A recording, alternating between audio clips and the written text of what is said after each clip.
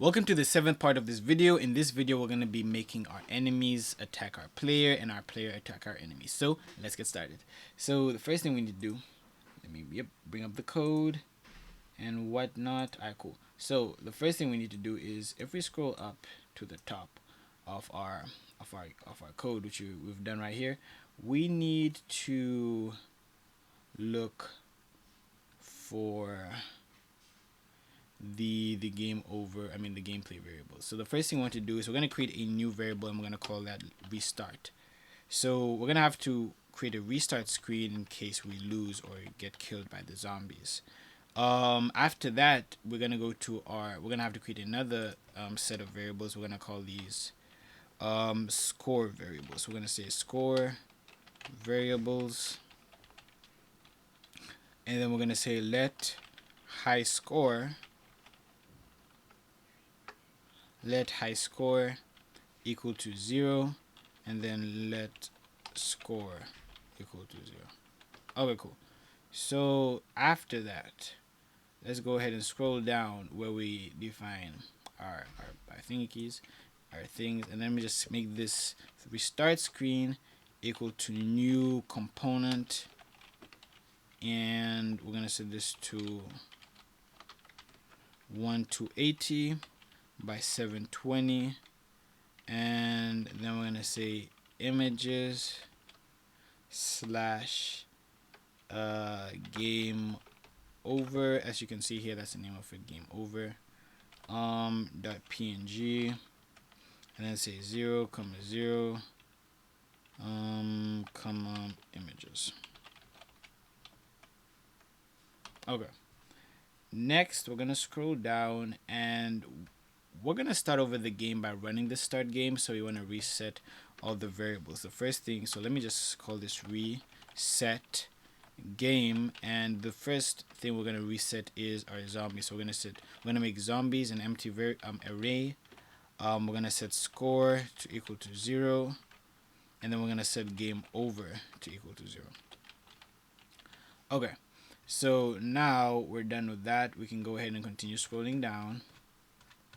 We want to scroll down. Let me see.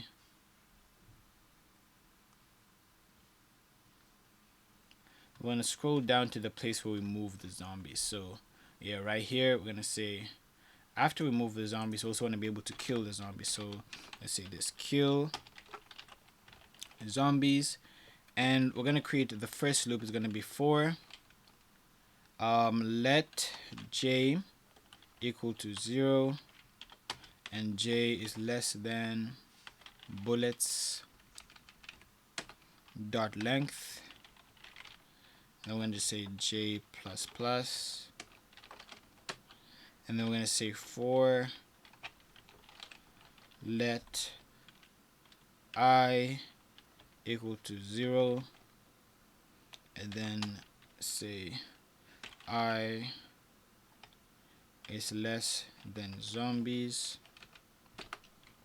dot length, and we just say I plus plus.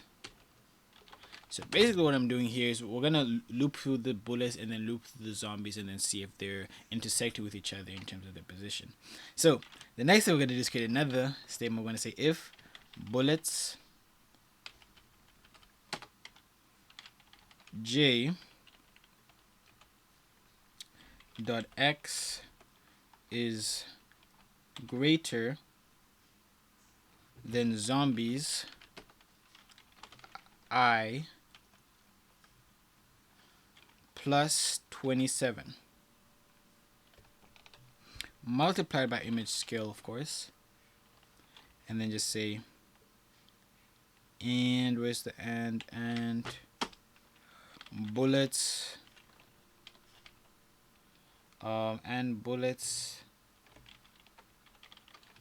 j dot x is less than zombies I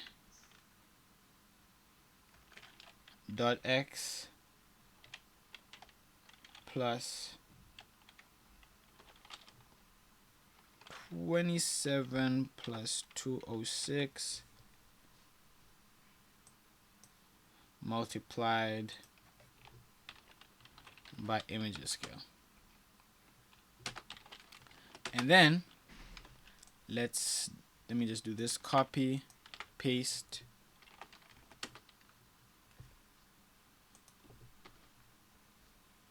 and instead I'm going to change this to Y, and I made a mistake here, so make sure to make all of this .x. Yeah, don't leave that out, so make this .y, and instead of 27 we're going to make this 77.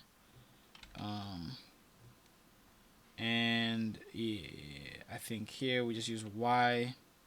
Then instead of, I'm going to say 77 plus 196, 197. So these values right here, actually, then we're going to say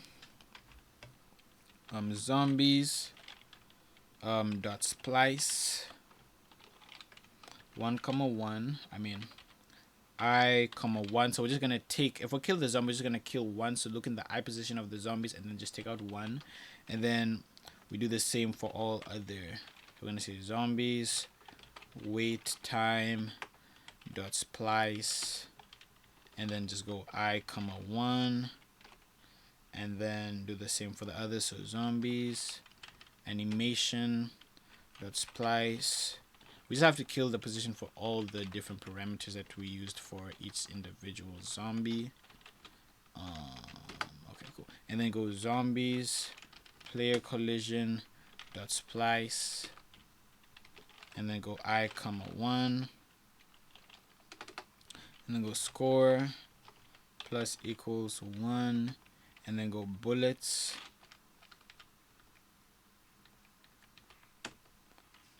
j dot x equals to 9999. So if our bullet hits a zombie, we're just gonna move our bullet, like basically take it out of existence, and we're gonna bring it back by shooting. You can always bring it back, but yeah, that's what we need to do. Now we also just need to do the collision detection, one of the final things you need to do. And we're not actually gonna kill the player with this. We're gonna wait for the animations, which we're gonna do in the next tutorial.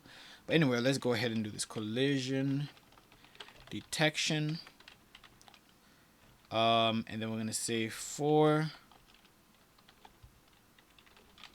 let I equal to 0. Then we're gonna say I is less than zombies dot length. Let me just scroll down a bit. Okay, cool. So zombies dot length, and then I plus plus.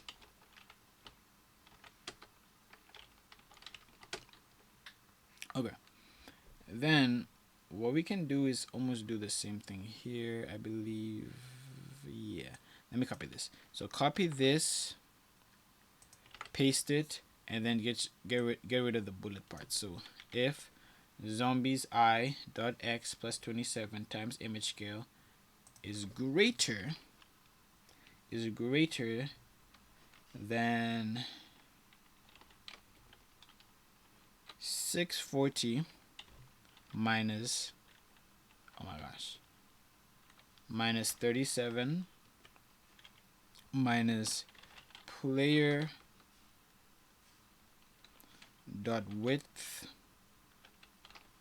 times images scale, and go ahead and copy this and paste it here. And this time instead we're gonna say and zombies I dot x plus 27 times images scale is less, oh my is less than 640 plus 256 minus 37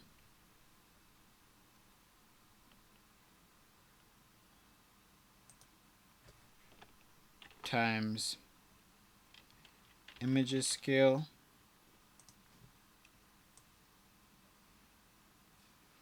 and then times images scale minus player dot width times image scale.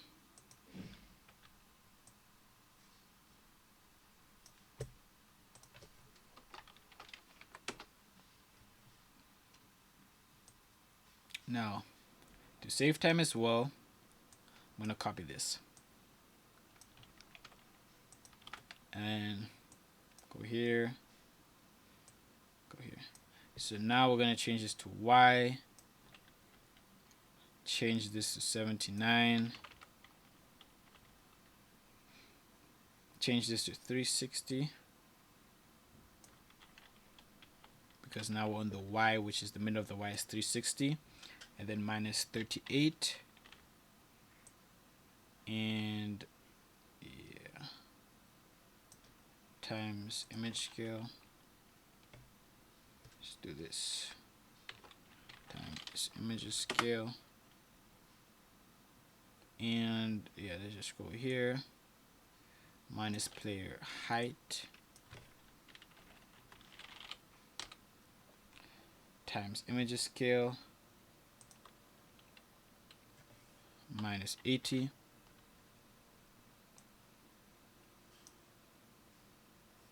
and then zombies I plus 79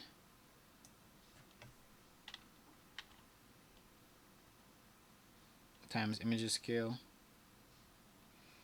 is less than 360 plus 150 minus 38 times image scale minus player width times image's height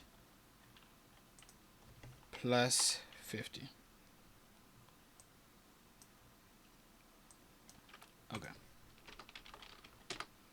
So now this means that we are indeed inside the, what is it called? We are indeed inside the place where our zombie is colliding with our player.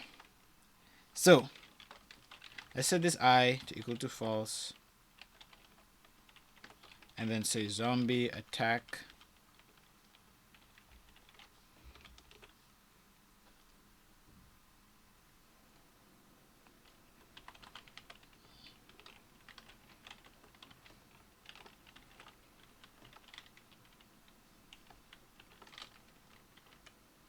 and then we're going to create this function a bit later, and then we're going to say else else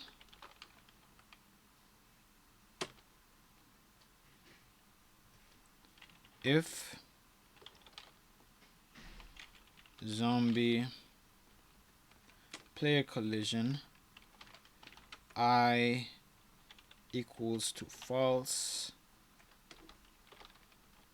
then zombies animation position I equals to 0, and then just said zombie player collision I to equal to true. With this else statement here, then we're going to say else. Let me explain a bit what's happening here. So we're saying if we're inside, then of course we set it to false. If not, then if it's not false, then we're gonna set our animation function, and then just set them all like animation position to 0, so we can start over our animation. Because we're gonna like have it in steps. Like the first sprite in this animation should be at the index 0, and then set zombie player collision equals to true, meaning we're not having a collision. And then, well, not the final thing, but one of the final things, we're gonna say if zombies player collision equals to false, then we're just gonna say about the same thing, zombies animation position equals to 0, and of course zombies player collision I equals to true. Okay, cool.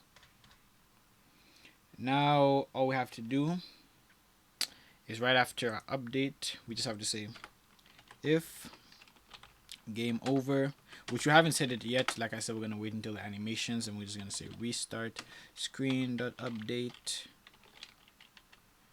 And then we also want to set our what is it called? We want to set our high score. So we're gonna do that by saying ctx.fill text, and then we're just gonna say high score, and then we're gonna set plus high score dot to string, and then just set it to its x is going to be 640. That's what this parameter is, 640, and then have its y be 650 semicolon. Now to end the game, function end game, I'm just going to set this to game over, set that to true. If we just run this endgame function, we're going to say if high score is less than score, then we have to set the high score to score.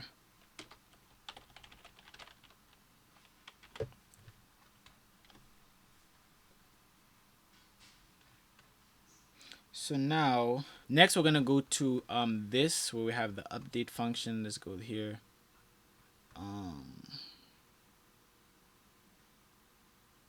Yeah, right here.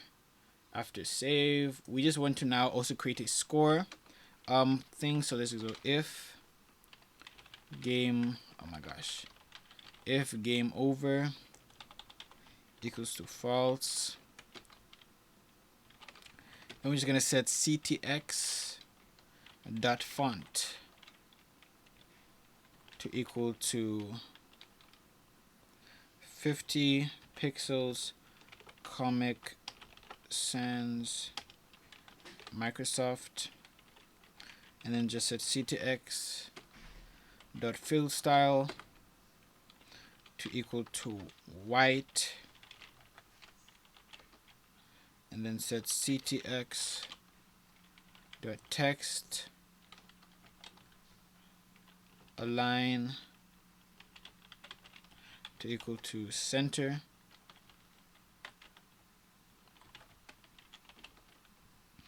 and then ctx dot fill text, and then we're just going to do that, say score dot to string, and then set that to in the middle 640, and then by 100.